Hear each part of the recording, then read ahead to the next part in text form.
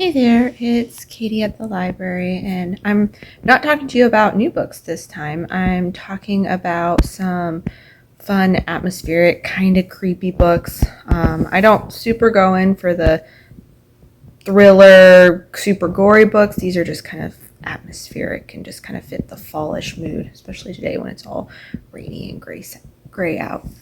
The first book I'm going to talk about is a classic I read in college, Turn of the Screw by Henry James.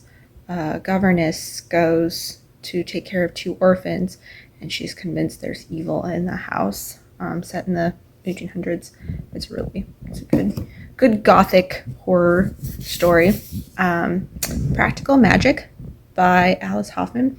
I admit I watched the movie first, which the movie is really good. But the book is good as well. These sisters grew up in this New England town, and they were always viewed as outsiders, and their family don't make it easier for them, kind of perpetuating this myth that they're all magical. And then when they grow up, one tries to escape the world by marrying, the other tries to escape town by running away, but what ends up happening is really interesting and spooky. This is Splintered by A.G. Howard. It's actually a series. This is the first book.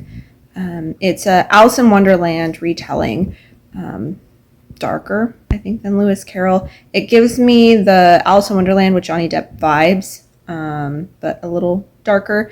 Basically, her mom's mental illness goes worse, and she discovers that Lewis Carroll, like what her mom has been telling her, is real, and so she has to go through the looking glass to save her mom, and then all the dark stuff she has to do there.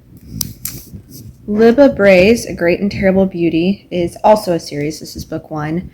It's a historical fiction kind of. Goes off to a boarding school and runs into some bad girls. But it's interesting because there's some occult stuff that happens in there. It gets pretty dark. I had to bring up Jane Eyre. Great gothic romance where you don't know why Mr. Rochester is so dark and brooding, and what's the deal with hearing voices in the attic. It's just a really good classic. I would read it.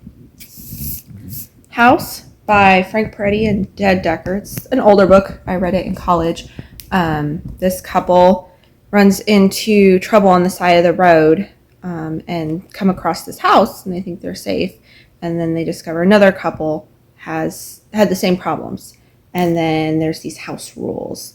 Number 1, God came to my house and I killed him. Number 2, I will kill anyone who comes to my house like I killed God. Number 3, give me one dead body and I might let rule number 2 slide. You have until dawn. Really creepy book. And then technically I'm talking about CARAVAL by Stephanie Garber, but our copy's out, so this is a new book by her. CARAVAL is where you can go to this island and you can have a wish come true, but you have to be invited. So this girl gets invited, she gets to go to the island, and so does her sister. But she loses track of her sister in trying to find her amidst all these games that they do. So we have those 3 books, and then this book is an offshoot, just came out yesterday, about one of the characters in it. So if you've already read CARAVAL, I would grab this one.